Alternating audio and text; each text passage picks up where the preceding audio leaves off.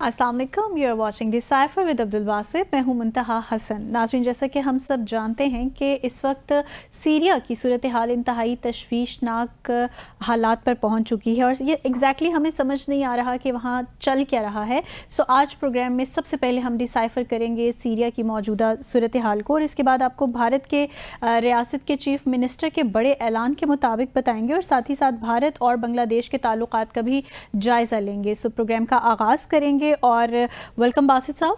Thank you very much मुंतहा और decipher देखने वालों को अस्सलाम वालेकुम।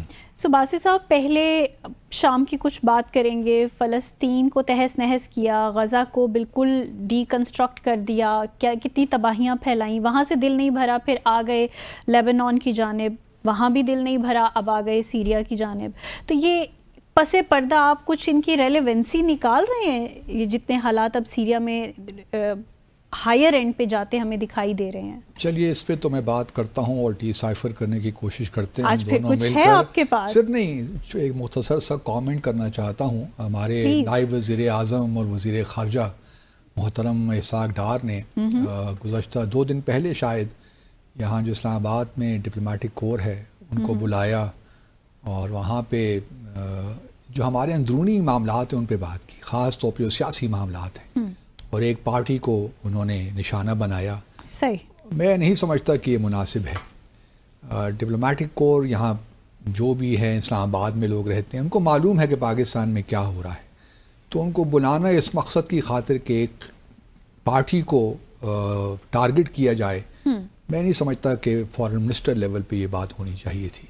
सही, बल्कि होनी ही नहीं चाहिए थी। डिप्लोमेटिक कोर को आप बुलाते हैं फॉरेन पॉलिसी इश्यूज़ पे, एग्जैक्टली उन पे आप ब्रीफ करते हैं। अगर आपका कोई मसला है, कोई और इशू है जिस पे आपको उनकी सपोर्ट चाहिए, उन पे आप बातचीत करते हैं। ये क्या कि आपने डिप्लोमेटिक कोर को बुला लिया, दफ्तर ख़ारजा तलब कर लिया और उनको बैठ कर आप PTI से मुतल्लिक बातें कर रहे हैं कि वो अब एंटी पाकिस्तान है, ये है, वो है, इंतशार फैला रहे हैं। ये बात ज़ेब नहीं देती फॉरेन ऑफिस को। हमने पहले, इससे पहले कम से कम मुझे याद नहीं आता, मेरी मेमोरी सर्व अगर ठीक करती है, कि इस किस्म की चीज़ें हमने देखी हों कि हमारे फॉरेन मिनिस्टर बुलाकर डिप्लोमेटिक कोर को अपने अंदरूनी हालात में, ख़ास तौर पे एक सियासी हालात पर तबसरा करते हों। फिर आप ये भी तवक्को न रखें, अगर बाहर की दुनिया मुदाखलत करती है आपके अंदरूनी मामलात में, तो फिर वो जायज़ ही है, क्योंकि आप खुद उनको बुलाते हैं, दावत देते हैं, हम मज़म्मती बयानात का सिलसिला छेड़ देते हैं कि बिल्कुल खुदा का खौफ करें। क्यों फिर आप नाराज़ भी ना हो? अगर दुनिया बयान देती है आपके अंदरूनी मामलात पर, तो फिर आपको उसका नोटिस नहीं लेना चाहिए। बिल्कुल, रेजोल्यूशंस भी पास करती हैं, फिर समझ नहीं आती हम लोग किस तरह अपने आप को कंडक्ट करते हैं। भारत ये तो एक ज़िमनी बात थी जो मैंने मुनासिब समझा के बात करूं इसके ऊपर। That's excellent. तो बासित साहब मुझे बताएं, एक्चुअली दे आर रेबल्स? अच्छा देखिए, आपको याद होगा मुंतहा कि कुछ अर्सा पहले हमने डिसाइफर में ही कहा था कि जब इसराइल पहले हमास को, फिर हिजबुल्लाह को थोड़ा बहुत उनकी कैपेबिलिटीज़ को डेसिमेट कर देगा, तो फिर अगला निशाना उसका होगा ईरान, सीरिया और इराक़, ख़ास तौर पे सीरिया और इराक़।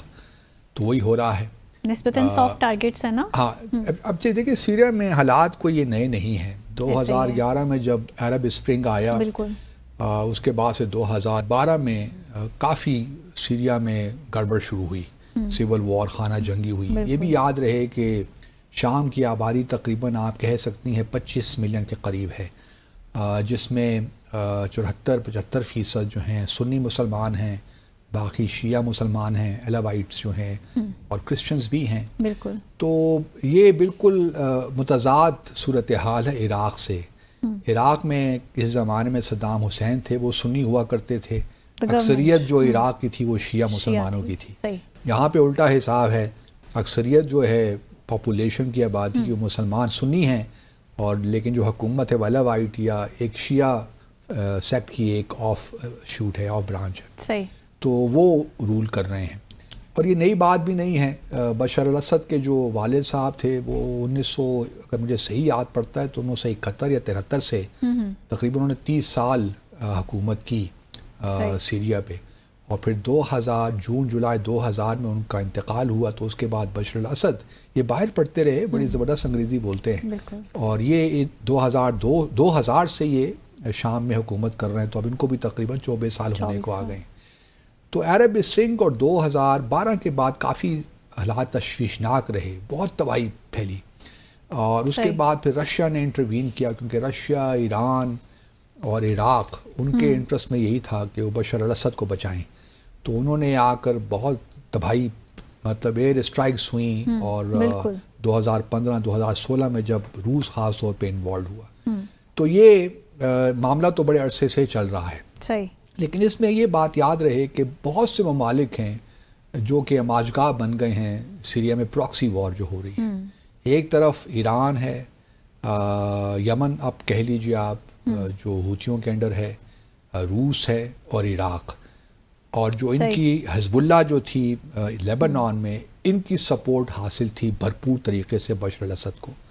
اگر 2016 کے بعد جو باغی ہیں وہ بھی ایک الگ کہانی ہے، کیونکہ یہ پہلے القاعدہ اور ISS کے ہی لوگ تھے جو کہ اس وقت لڑ رہے تھے بشار الاسد کے ساتھ، لیکن یہ جو حزب اللہ کی پوری سپورٹ تھی، بلکہ حزب اللہ کے فائٹرز بھی جاتے رہے ہیں شام میں صدر بشار الاسد کی سپورٹ میں۔ تو 2015 سے لے کر آپ کہہ سکتی ہیں کہ 2024 تک، اس ماہ، پچھلے ماہ تک کم از کم حالات قابو میں تھے، ان دا سینس کہ جو بڑے بڑے شہر تھے جو ریبلز نے 2012 سے 2016 تک اپنے قبضے میں لے لیے تھے، خاص طور پہ الیپو جو کہ دوسرا بڑا شہر، لیکن آبادی کے لحاظ سے میرے خیال میں شام کا سب سے بڑا شہر ہے، تقریباً 2 ملین آبادی ہے، جبکہ دمشق میں شاید 1.5 ملین یا 1.6 ملین کی آبادی ہے۔ تو الیپو وغیرہ سب انہوں نے وہاں سے نکال دیا باغیوں کو، لیکن اب اور اس کے بعد یہ بھی یاد رہے کہ ساری جو سول وار ہو رہی تھی یا جو باغی تھے، ترکی کے بھی کچھ کنسرنز تھے، ترکی کے یہ کنسرنز تھے کہ وہاں کرز بھی رہتے ہیں سیریا میں، اور کرز کا ایک بہت بڑا مسئلہ ہے ترکی کے لیے، اور ان کو ایک اور پرابلم یہ تھا کہ جب سیریا میں سول وار ہو رہی تھی تو بہت سے سیرینز مہاجرین وہ ترکی جا رہے تھے، تو ترکی نے پھر یہ کیا کہ ان مہاجرین کو روکنے کے لیے کم از کم اس نے اپنا ایک سیرین ٹیریٹری، اپنا جو بارڈر ہے اس پہ قبضہ کر لیا، اور ایک بارڈر انہوں نے سیرین ٹیریٹری بنا کے بفر زون بنا لیا اس پہ قبضہ کر کے۔ تو ترکی کی بھی بہت بڑی انوالومنٹ ہے، کچھ ایسے ملیشیاز بھی ہیں جن کو ترکی سپورٹ کرتا ہے بشار الاسد کی حکومت کے خلاف۔ تو یوں کہہ لیجئے کہ ایک طرف ایران، روس، عراق ہیں، اور دوسری جانب گلف کنٹریز ہیں، سعودی عربیہ، ترکی، امریکہ اور اسرائیل، یہ ایک لحاظ سے آپ تقسیم کر سکتی ہیں، لیکن ان کے اندر بھی مختلف جو ہیں، کیونکہ کرز جو ہیں نا وہ اس میں بھی کوئی مختلف اختلافات ہیں۔ اب کرز جو ہیں سیریا میں ان کو امریکہ سپورٹ کر رہا ہے، اور جس علاقے میں کرز رہتے ہیں وہاں پہ تقریباً 900 امریکی ٹرپس ابھی بھی وہاں موجود ہیں سیریا میں۔ اسی طرح ترکی نے اپنی جو ایک ہے وہاں پہ، کیونکہ یہ القاعدہ اور ISS کے باغی لوگ تھے جو کہ ISS کی حکومت بنانا چاہتے تھے سیریا میں، جس طرح انہوں نے عراق میں بھی کیا تھا، اگر آپ کو یاد ہو، موصل وغیرہ میں۔ تو اس میں ان کا انٹرسٹ یہی تھا کہ کسی طریقے سے ترکی کے ساتھ مل کر کچھ ہم بشار الاسد کے خلاف حکمت عملی اپنائیں۔ تو اس میں ان کو پہلے تو اتنی کامیابی نہیں ہوئی، کیونکہ حزب اللہ بھرپور طریقے سے کھڑا ہوا تھا۔ اب معاملہ کچھ یہ ہے، اور اس دوران یہ بھی یاد رہے کہ پچھلے 2011 سے تقریباً آپ سمجھ لیجئے کہ CIA، بلکہ ایک تھنک ٹینک ہے امریکہ کا، اس کی رپورٹ ہے کہ ہر سال CIA تقریباً $1 بلین امداد دے رہے ہیں تمام باغیوں کو، نوئنگ دا فیکٹ کہ یہ القاعدہ سے ہیں یا ISS سے ہیں۔ اب انہوں نے اپنے آپ کو تھوڑا سا اس سے الگ کیا ہے، ایک نیا، ایک آپ کہہ لیے نئی جماعت ایک بنی ہے، جس سے وہ کہتے ہیں حیات تحریل الشام، HTS،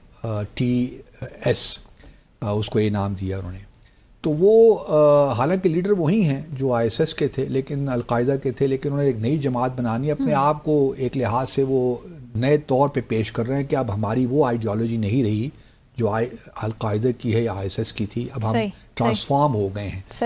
تو یہ ان کو ساری سپورٹ اسرائیل کی بھی حاصل ہے، کیونکہ دیکھیے نا اسرائیل کا مقصد کیا تھا، اسرائیل نے حزب اللہ کو کر دیا ڈیسیمیٹ کر دیا بہت حد تک۔ ٹائمنگ بڑی سینسٹیو ہے باسط صاحب، بالکل ٹائمنگ ہے نا، بہت امپورٹنٹ ہے اسی لیے، اور دیکھیے نا کتنی جلدی سے الیپو پہ قبضہ ہو گیا بالکل. اور اس کے بعد اب ہما، جو کہ ہما ایک بڑا امپورٹنٹ شہر ہے کیونکہ یہ جو تارتوس کوسٹ ہے جہاں پہ رشین نیول بیس ہے اس کے بھی قریب ہے، اور پھر یہ ڈماسکس اور الیپو کے درمیان ہے بالکل.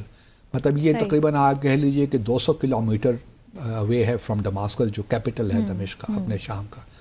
تو یہ جو دیکھیے نا، یہ اس کے بعد یہ جو ہما سے اوپر دیکھیے یہ آئے، الیپو سے ادلیب آئے، ادلیب سے ہما، اور ہما سے ہومز جائیں گے، ہومز بھی قبضہ کریں گے، اور پھر یہ ڈماسکس آئیں گے. اب سوال اصل میں پیدا یہ ہوتا ہے کہ کیا، کیونکہ اس سے پہلے بہت سے مذاکرات چل رہے تھے جس میں گلف کنٹریز بھی شامل تھے. یہ بھی آپ کو بتاتا چلوں کہ 2012 میں جب سول وار شروع ہو رہی تھی تو سیریا کو عرب لیگ سے نکال دیا گیا تھا، لیکن پچھلے سال پھر دوبارہ شامل کر دیا گیا کیونکہ کچھ خلیجی ممالک، خاص طور پہ سعودی عربیہ، قطر، UAE خاص طور پہ، اور ترکی، یہ لوگ انوالو تھے بشر الاسد کو اس بات پر راضی کرنے کے لیے کہ آپ کچھ پولیٹیکل مذاکرات کریں جو ریبلز ہیں اور ایک نئی حکومت بنائیں، آپ چھوڑ دیجئے. لیکن صدر اسد کو شاید یہ ایک گمان تھا کہ پہلے تو یہ معاملہ نہیں تھا نا، یہ جو حماس نے اکتوبر کو کیا، اور اس کے بعد پھر جو اسرائیل نے کاروائیاں کی، اور پھر جو ایران بھی بیچ میں انوالوڈ ہوا، اس کے بعد رشیا بھی یوکرین میں انوالوڈ ہو گیا ہے. تو اسد کو یہ تھا کہ یہ سارے لوگ میری رجیم کے پیچھے کھڑے ہیں تو مجھے کوئی زیادہ کنسیشنز دینے کی ضرورت نہیں ہے. صحیح. تو انہوں نے اپنا ایک بڑی اسٹف پوزیشن رکھی. لیکن جب یہ اسرائیل کو یہ موقع مل گیا کہ اس نے، کیونکہ دیکھیے حزب اللہ کو جتنی بھی آتی ہے نا سپلائی آرمز کی ایران کی جانب، ساری سیریا سے آتی ہے. اب ترکی اور باقی ممالک کا اسد کو یہی کہنا تھا کہ آپ یہ پہلے تو ایران سے اپنا تعلق قطع تعلق کیجئے، روس سے، تاکہ آپ کی جو حکومت ہے وہ ہمارے ساتھ مل کر کام کرے. So this is very sensitive Basit صاحب. It is very sensitive. آپ دیکھیں، اگر مجھے جو ساری حالات کی سمجھ آ رہی ہے وہ یہ سمجھ آ رہی ہے کہ ایکچولی جو ٹارگیٹ ہے نا وہ تو ایران ہے. ایران ہے، ایران obviously. چاہے اس کے زمینی راستوں کی بات ہو، فضائی راستوں کی بات ہو، یا جو to possible extent they are doing everything to destabilize Iran اور الٹیمیٹلی ٹو ہٹ. ایونچولی تو وہی کریں گے. ایگزیکٹلی. سو اس ساری سچویشن میں یو آر کلیمنگ کہ ترکی اسرائیل کے ساتھ کھڑا ہے. نہیں، وہ اپنے انٹرسٹ کے لیے کھڑے ہیں، ان کے انٹرسٹ کنورج ہو رہے ہیں نا اس وقت. وہ اپنے انٹرسٹ کو ہر ملک اپنے انٹرسٹ کو دیکھ رہا ہے اس وقت، اور اس کے انٹرسٹ کنورج ہو رہے ہیں. میں نہیں کہتا کہ یہ تو حالات مزید سینسٹیو ہو جائے، اسی لیے ایک کھچڑی سی بنی ہوئی ہے نا شام میں اس وقت. اب دیکھنا یہ ہے کہ مجھے لگتا یہ ہے کہ اب جب ڈماسکس کے قریب ریبلز پہنچیں گے، کیونکہ اب دیکھیے حزب اللہ کی سپورٹ نہیں ہے، پہنچ جائیں گے، ایران کی بھی سپورٹ نہیں ہے، روس کس حد تک سپورٹ کرتا ہے، ایئر کرتا ہے، وہ بھی کس حد تک کرے گا. مجھے نہیں لگتا کہ روس میں بھی وہ ایپیٹائٹ رہ گئی ہے. وہ کہ ان کے لیے جو میڈیٹرینین کے جو ہے نا، یہ جو ہے لکاتیا کوسٹ پورٹ ہے، یا پھر یہ تارتوس کا جو ان کا نیوی ہے بیس ہے، وہ ان کے لیے بڑا امپورٹنٹ ہے بحیرہ روم میں. لیکن دیکھنا یہ ہے کیونکہ وہ یوکرین میں اس وقت بڑا انوالوڈ ہے نا، تو اس کے پاس بھی وہ ایپیٹائٹ نہیں ہے کہ آل آؤٹ آر کو سپورٹ کرے اور بشر اسد کی رجیم کو بچائے. تو یہ معاملہ کافی گڑبڑ ہے. اب دیکھنا یہ ہے کہ اگر ان کی رجیم اگر نیگوسیشنز کی طرف نہیں آتے بشر الاسد، ریبلز کے ڈماسکس پہنچتے تو کیا وہ بھی بھاگ جائیں گے، جس طرح ہم نے افغانستان میں دیکھا کہ وہ اب جائیں گے کہاں، یا تو روس جائیں گے، یا ایران جائیں گے، یا عراق جائیں گے. یہ 3 ڈیسٹینیشنز ہیں ان کے لیے. پاکستان کا آپشن نہیں ہے. پاکستان کا آپشن نہیں. لگتا یہ ہے کہ بالآخر وہ شاید روس ہی چلے جائیں اگر یہ ان کو سپورٹ نہیں ملتی ان ممالک سے، اور ان کو لگتا ہے کہ اب میری حکومت جانے والی ہے. کیونکہ بہرحال اور آپ یہ کہنا چاہ رہے ہیں کہ یہ ریبلز جو ہیں ڈومیسٹک یہ عراق کا، یہ عرب دنیا ایران سے عراق کا بدلہ لے گی ایکچولی، کیونکہ یہاں پہ یہ تو بہت بڑی بات کہہ دی باسط صاحب نے. So let's take a short commercial break ہے. بریک کے بعد واپس آتے ہیں اور مزید موضوعات کی جانب رخ کریں گے. Stay with us.